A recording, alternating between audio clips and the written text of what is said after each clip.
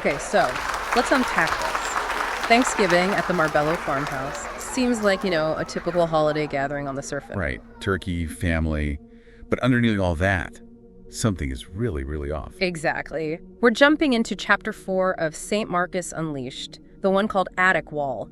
And it's this unsettling discovery in the attic around Thanksgiving time that's really grabbing us today. This message, this writing, it feels like a clue, doesn't it? A sign of the darkness kind of seeping into the family. Definitely. And we might, need to look back a bit, especially to chapter 3 of the Devil's Bible, because I think it gives context for what's happening here. Absolutely. Context is key. And what strikes me right away is that contrast. You've got the warmth, the expectation of a family holiday. Yeah, like Daddy and Joe getting the barns ready, Mom organizing everything. It feels so normal. But then there's this creeping dread literally built into the narrative from the get-go. It really ramps up the tension for when things inevitably go sideways. For sure. And it's a full house expected, right? Daddy, Mom, Joe, Jackie, and Aunt Linda. She's arriving, and she's already not feeling great. Yeah, there are hints about her health issues even before she gets there. And there are these little glimpses of, family tensions, too, like that bit from Marion's Vade Mecum about a past accident. Oh, right, the Thanksgiving car crash, where Bill apparently laughed when she got hurt. Yeah, and then him borrowing money from her for dental work right after. It paints a picture, doesn't it, about the emotional dynamics and maybe money stuff, too? It really does. It sort of sets a baseline, like this isn't a family where everyone's always supportive. There are these undercurrents already. Which makes the supernatural stuff feel even more invasive, maybe? Possibly. Yeah. It lands differently when you know there's already some dysfunction there. So Aunt Linda shows up, pregnant, feeling unwell, worried about what the family thinks, dealing with pain. And thinking about Daddy. The text mentions her internal thoughts about him. That feels significant, doesn't it? Yeah, it adds another layer of complexity. Her own struggles, plus these sort of hidden feelings or connections. It feels important for what happens next in this chapter. Definitely hints at something brewing beneath the surface with her, too. And then the dinner itself. Wow, the description is incredible. Oh, yeah, the feast. Honey-baked ham, wild goose, stuffed duck.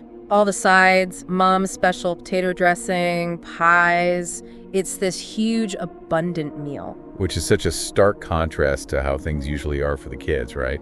The strict rules, eating in silence. Exactly. So this Thanksgiving feels different, like a moment of, indulgence, before everything takes a dark turn. It's like the calm before the storm. But the storm is particularly demonic in this case. That abundance makes the horror stand out even more. But things don't stay calm for long. Aunt Linda suddenly gets up from the table. Right, says she needs the bathroom. But she doesn't go there. No, she heads for the attic. And the way it's described, the creaking stairs, her feeling uneasy, it's pure suspense. It really is. Like something's pulling her up there.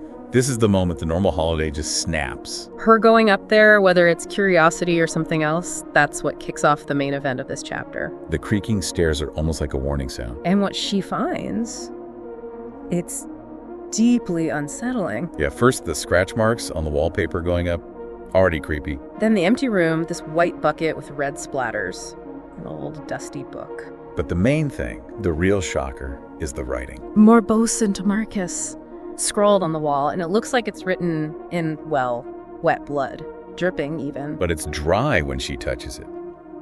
That detail is so disturbing, instantly tells you this isn't natural. What did you make of that specific message, morbos to Markus, especially thinking back to chapter 3? Well, given Morbos's whole ambition, wanting to be Markus, wanting that human form, betraying Lucifer for it, this feels huge, like a claim, a declaration. Or maybe some kind of ritualistic statement, marking territory. Could be. It screams supernatural involvement, maybe even a pact or a step in Morbos's plan. It definitely raises the stakes regarding his influence. Linda is, understandably, freaked out. She gets out of there fast. But then downstairs, she acts weird, right? Mom asks if she's okay. And she just blames it on eating too much, even though she's having physical symptoms, spotting, cramps. It's classic denial, isn't it? Yeah. Trying to rationalize something terrifying. But the physical stuff is worrying, too. Like the attic encounter had a real physical impact. Yeah, maybe more than just emotional shock. Seems like it. Okay, so then the focus shifts. Later that night, everyone's asleep, except Daddy. And he has this intense reaction just thinking about the attic. quick breathing, that cold blue-green glare in his eyes. Yeah, that description is chilling. It's clear he knows something. He's connected to that message. Oh, absolutely, that glare. Yeah. It sounds almost phosphorescent, supernatural. It basically confirms he's involved, doesn't it? Or at least aware on a level others aren't. Then we get the flashback, which explains a lot. Right. The calf barn. A stray cat. That white plastic ice cream pail. He locks the barn, turns off the lights, and then just brutally kills the cat. With a pitchfork. It's graphic. It is. And it's deliberately done. The darkness, the locking up, it feels planned, ritualistic, even before we know why. It answers the question of the blood, doesn't it? Disturbingly, yes. But it gets worse. It does. He then bites the cat's neck to collect the blood in the pail, wants every drop. Ugh. Just the imagery there. Then takes the pail, goes up to the attic. And it finger paints Morbos to Markus on the wall with the cat's blood. And the text says he and Morbos admire it, like a shared masterpiece. They even leave the pail of blood right underneath. That shared admiration is crucial. It confirms the collaboration. Daddy isn't just influenced, he's actively participating. It's like a dark pact in action. And poor Aunt Linda's discovery earlier, it feels almost forgotten in this moment. The focus is entirely on Daddy and Morbos's creation. Yeah, it recontextualizes everything. What Linda saw wasn't just a message, it was the result of this horrific ritual performed by her own family member. But Daddy's night isn't over. His focus shifts immediately. To Joe, his son. Yeah, he suddenly wants this quick sexual encounter with Joe before going back to Mom. And Joe is surprised, but apparently pleased, unaware of the real reason. Which is, according to the text, Morbos wanting to experience that kind of intimacy through Daddy. It's incredibly disturbing. It really highlights the depth of the corruption, doesn't it? Morbos isn't just influencing thoughts. He's driving actions, perverting relationships, seeking vicarious experiences. It's violation on multiple levels. The description of the encounter itself, the kissing, caressing, Joe's pleasure, Daddy's arousal, it's detailed and feels so wrong given the context. It emphasizes Morbos's control, blurring the lines completely. It makes Joe seem so vulnerable in that situation, it's deeply uncomfortable to read. Meanwhile, Aunt Linda is going downhill. Fast. Physically deteriorating, feeling putrid, teeth graying, bad breath. Yeah. One tooth even breaks off. Plus, she can't sleep, has nightmares, terrible cramps, heavy bleeding. She starts relying on sleeping pills. These aren't just pregnancy complications, are they? It sounds like something else is happening to her body, something parasitic. Something connected to what she's carrying. It seems likely, like the presence inside her is actively harming her, corrupting her from within. Which brings us to Rashma, in the womb. The text itself raises the question, how did he even survive? Right. Given her history of miscarriages, her current state, and the whole vampire vulnerability to water, amniotic fluid should be dangerous, shouldn't it? You'd think so. Yeah. So is it his own resilience? Or is Morbos or something else protecting him? It suggests he's exceptionally unnatural, exceptionally strong from the very beginning, or perhaps shielded by demonic power. It adds to his mystique, his otherness. Then the timeline jumps, December 1st, 1962, and we learn Morbos has another plan. Yeah, to transceive into Mom's womb. His goal is audacious. Completely change her germ cell, create a demonic, animate soul right from conception. This is a major escalation, not just influence, but creation, trying to fundamentally corrupt the lineage. And to make sure conception happens, he manipulates Daddy again, during intimacy with Mom, making him do unreal things with his big fingers to heighten her ecstasy. That detail is so specific and violating.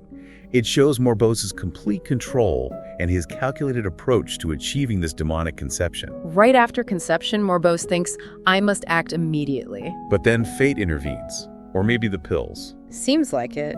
2:0 a.m., Aunt Linda's water breaks. Way too early, probably because of all the sleeping pills she took. Suddenly, Rashma's in danger. Premature. Risk of being stillborn, drowning. It's a critical moment. Morbos's grand plans could fall apart right here. Even demonic schemes aren't foolproof, it seems. But Rashma doesn't just fade away. No. What happens next is pure body horror. His emergence is violent, bloody. Scratching his way out, biting at the cervix. Crawling up towards Linda's neck. The description is intense. Razor-sharp teeth, icy blue eyes. And then he bites her jugular vein. It's just horrific. It confirms his nature immediately. Predatory, monstrous, right from birth. The vampiric traits are instantly apparent. Linda wakes up just enough to scream, tries to call Bill, then passes out. And Daddy gets the call. Yeah, he hears enough to know something's terribly wrong. He grabs a shotgun and races over there. Finds her in shock.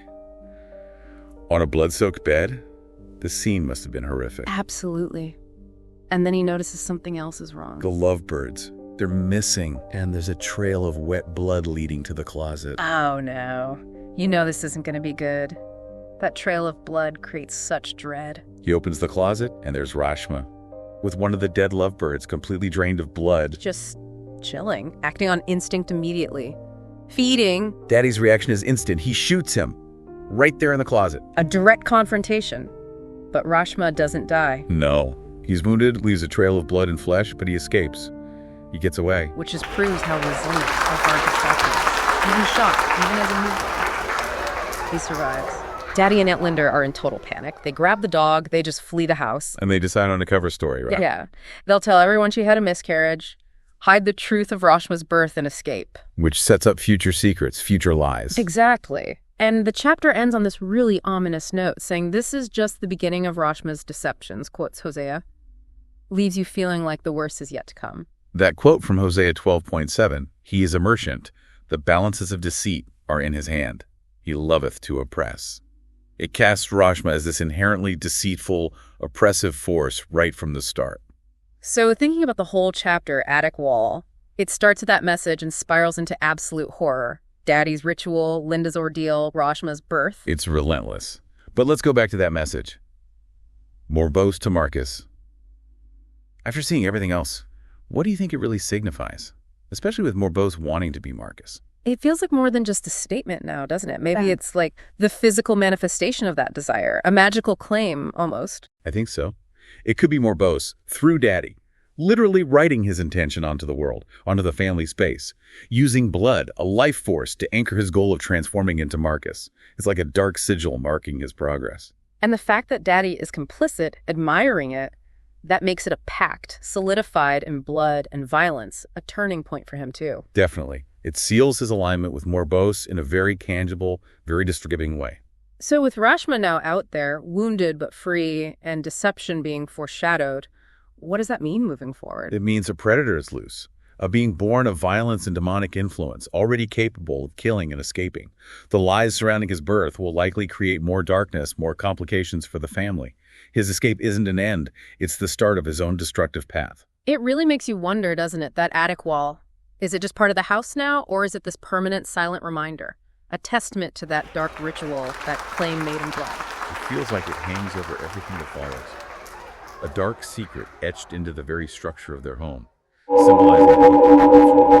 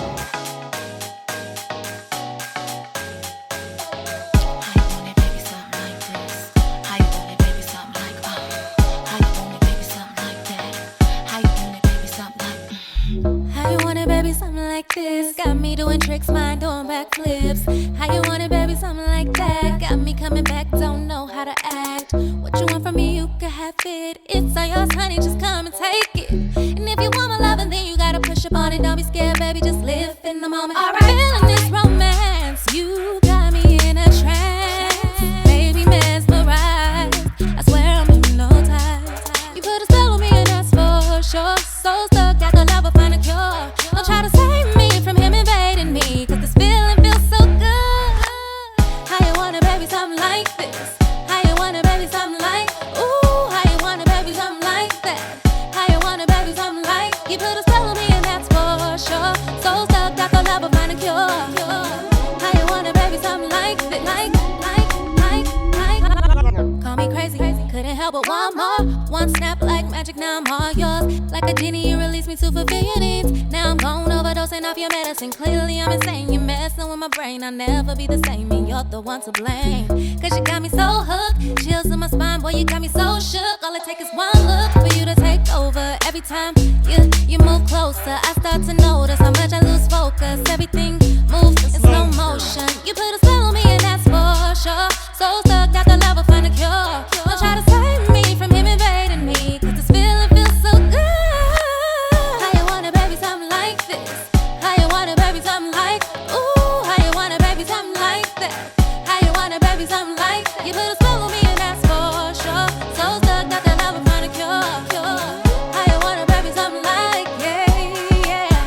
Drop it down low, pick it up slow. Under your control, you're taking over my soul. Must be captivated, feel so elevated. Potion got me faded, it's so amazing. Drop it down low, pick it up slow. Under your control, you're taking over my soul. Must be captivated, feel so elevated. Potion got me faded, it's so amazing. Hey!